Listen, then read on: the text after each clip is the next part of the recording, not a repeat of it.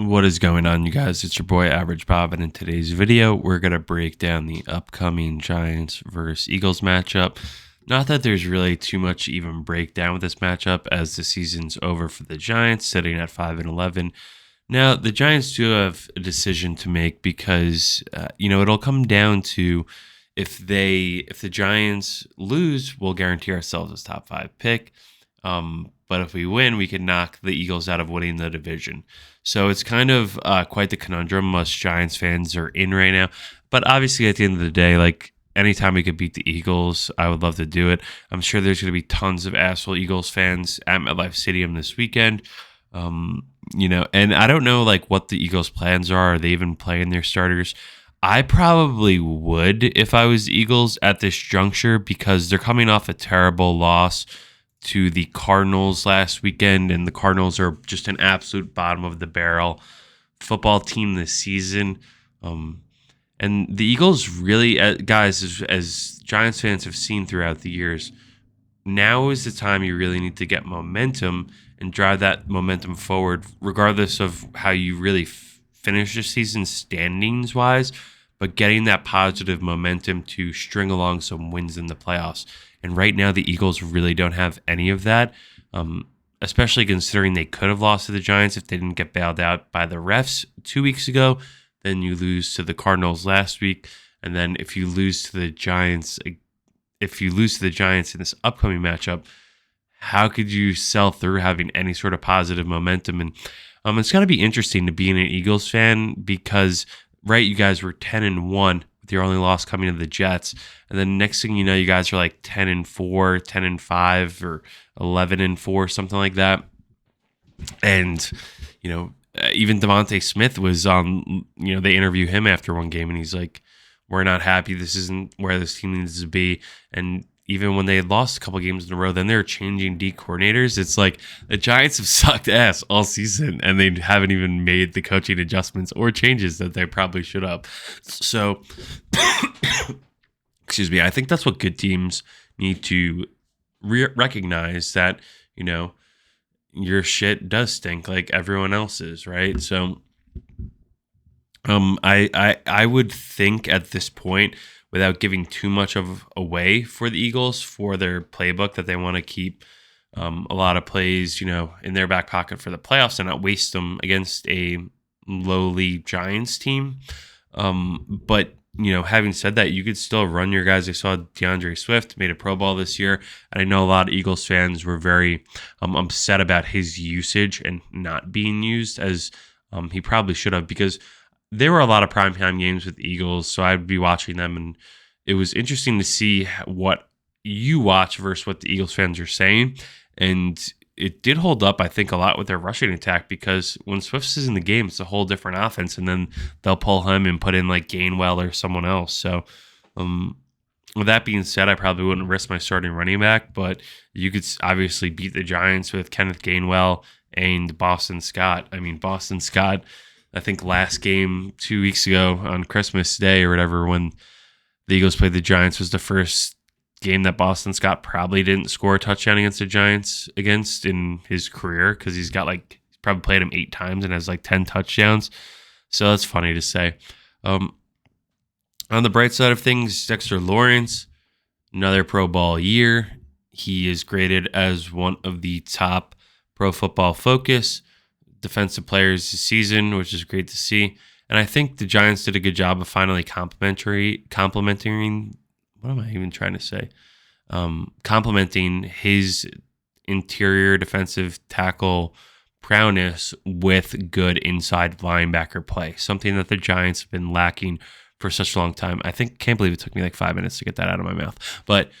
And you saw that come through this entire season as Bobby Okereke became one of the players outside of Xavier McKinney to play every single defensive snap for their team, which is kind of insane for either of those positions, but let alone an inside linebacker who is filling gaps, covering people. His job is to have a nose for the ball, and he's doing that every single play.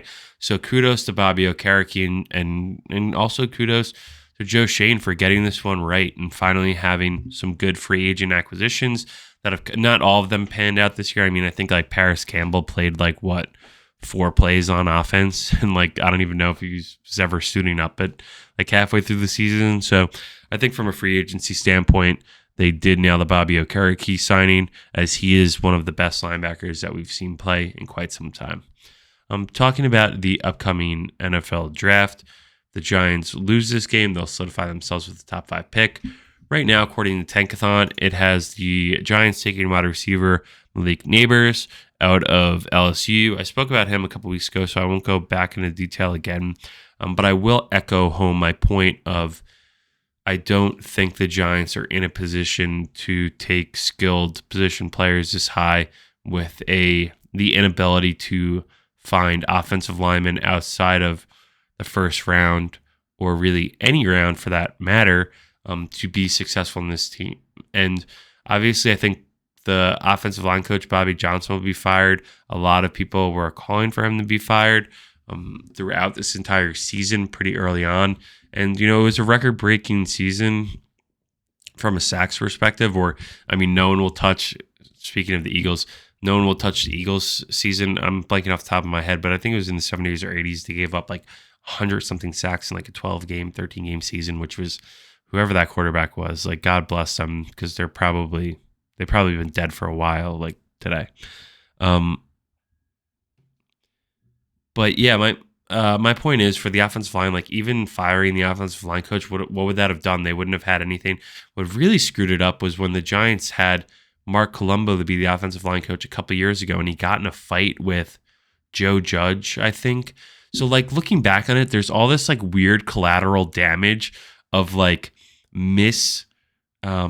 just shitty coaching throughout the years that kind of create like a domino effect. Not to say Mark Colombo would have been the great coach, but what happens if he was a good coach and got all these guys to be a lot better? Then you'd feel a lot more confident with Evan Neal coming back off injury, with John Michael Schmitz not being the 32nd ranked center out of 32 or whatever out of the entire league. So I feel bad for John Michael, honestly, and he has another tough matchup versus Jalen Carter and all the other good Eagles defensive linemen like Fletcher Cox.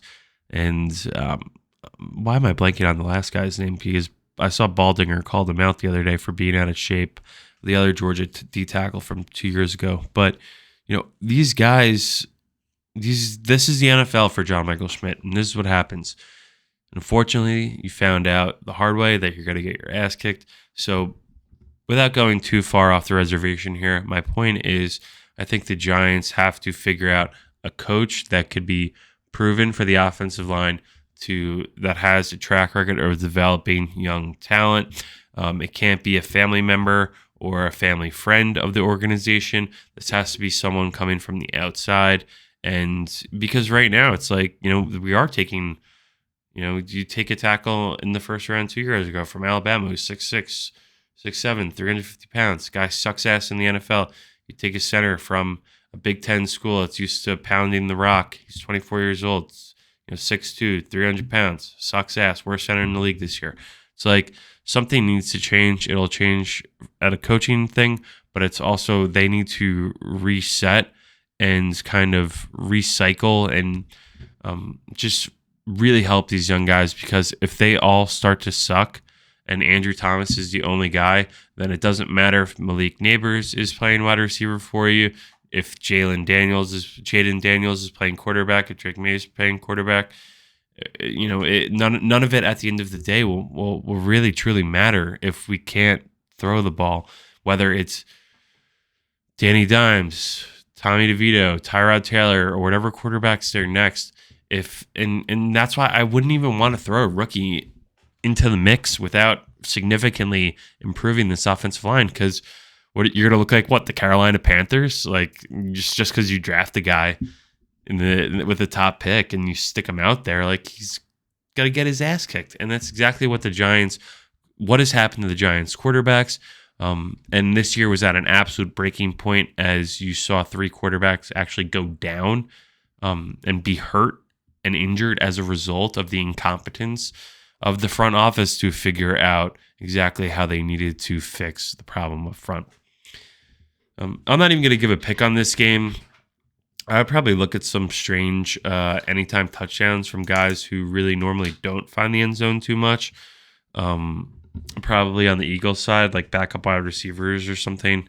Maybe like I think Julio Jones has gotten in a bunch, so maybe I'll just make him feel good about himself. Oh, and I do want to end with one thing here as well, as we do approach the end of this could be the end of Saquon Barkley's final game. So Giants fans enjoy it, because who knows when it comes to the ruthless, cutthroat free agency, they're going to throw another franchise tag at him. He could say, "Go F yourself. I don't want to accept that." And that could kind of be the end of it for him, and honestly, because he deserves a long payday, but I don't think the Giants should be the one to give it to him, unfortunately, as much as I do love Saquon Barkley. And then last but not least, someone else that Giants fans love dearly, Sterling Shepard. I think hopefully they give Sterling Shepard the start and just let him play every play, almost like a senior day, if you may, because he deserves to go out on as a winner in MetLife Stadium. He deserves everything that he's worked so hard his entire career for. He is a great guy. Giants fans and his teammates have loved him throughout. We're definitely going to miss him, but it just sucks that, another injury just derailed, or another career derailed by injuries. But at the end of the day, that's what they say. NFL, not for long. And unfortunately, well, Sterling Shepard, he played for probably 8 to 10 years. So it was pretty long for him. But, when injuries happen at the back end of your career, especially as a wide receiver who, let's be honest, if you're a wide receiver who has lower body issues, knees, ankles, feet, hip, you're not going to be able to play for very long. Ask Victor Cruz, ask Hakeem Nicks. There's plenty of data that shows this, and we've seen it ourselves, unfortunately, with guys that we loved. Sterling Shepard being the next one on that list. I didn't edit this one down just because we've gotten to a point where I'm not even sure how many people are watching this based on the engagement and whatnot. And, I did have a feeling that would tail off, especially during a really bad season compared to last year, where there was a lot of volume and excitement, and also our first year on the channel. So I think we did learn a lot of positive stuff going into year 2. I do want to follow up next week with a breakdown of every single position, and my thoughts there on how it went this season and what needs to be changed for the future, because I want to have that on the record as we move into the offseason and free agency. And it's fun to talk about it because, as strong as last season was, I think going into this year, expectations were so high, and it did fall off and drop off so rapidly that I think it's a coaching thing, and I am a little concerned, especially if we start next year, and next year you get off to an 0-3 and 0-4 start. All those people that have been acting like Dable's our guy, and he's so funny in the press conferences and blah blah blah. A lot of that can be removed very quickly. I hope it's not the case, because I hate doing the coaching carousel, and I like Brian Dable, and I hope he's successful, but there's a lot of work that needs to get started, and it should get started at around 8 p.m. Sunday night. Thanks for watching.